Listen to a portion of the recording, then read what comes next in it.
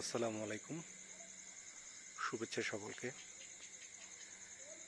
এখন প্রায় রাত 1টা। আমি ছাদে উঠেছি। ছাদে উঠে আমার এই ড্রাগন গাছগুলোর ফুল যেভাবে ফুটেছে এটা দেখে আমি খুব মুগ্ধ হয়ে গেলাম। আসলে এই ড্রাগন ফলের